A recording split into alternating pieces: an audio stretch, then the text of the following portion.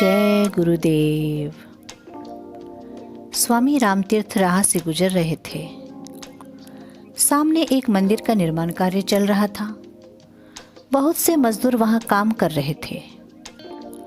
चलते हुए स्वामी जी एक मजदूर के पास ठहर गए। वह व्यक्ति उदासी में डूबा हुआ था। देखने से प्रतीत हो रहा था कि वह पूरी तरह से जीवन से हार चुका है। उसके हाथ कार्य तो कर रहे थे, पर उसमें विवशता झलक रही थी। स्वामी जी ने उससे पूछा, क्यों भाई, क्या कर रहे हो? वह मजदूर कड़े स्वर में क्रोध में तिलमिलाता हुआ एकदम बोल उठा, क्या तुम्हारी आंखें अंधी हैं? तुम्हें मैं पत्थर तोड़ता हुआ दिखाई नहीं दे रहा?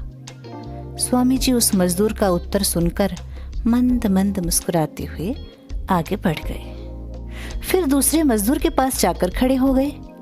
वह भी पत्थर ही तोड़ रहा था। देखने से लगता था कि वह न तो विशेष प्रसन्न है और न बहुत उदास।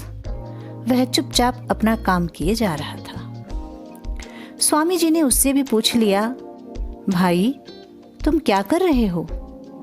उसने बड़ी सहजता से उत्तर दिया, स्वामी जी मैं रोजी रोटी कमा रहा हूँ।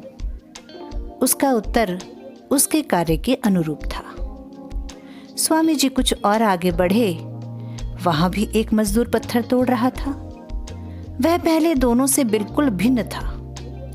उसका चेहरा मुस्कान से एकदम खिला था।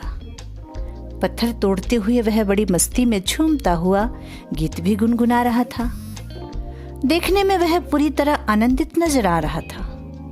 स्वामी जी ने उससे भी वही प्रश्न पूछ लिया, क्यों भाई, क्या कर रहे हो? उस मजदूर ने बड़े उत्साह से उत्तर दिया, स्वामी जी मैं मंदिर बना रहा हूं।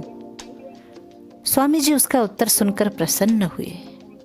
वे सोचने लगे, तीनों ही पत्थर तोड़ रहे हैं, पर तीनों की विचार शैलियां कितनी भिन्न हैं।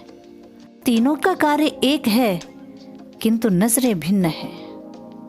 कहा है, आंखें तो सबके पास हैं, अंदाजे वया कुछ और है। आंखें तो सबके पास हैं, अंदाजे वया कुछ और है।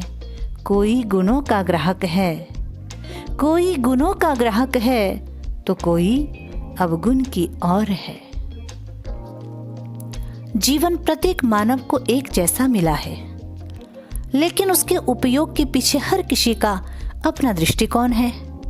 जीने का ढंग प्रत्येक व्यक्ति का विभिन्न है।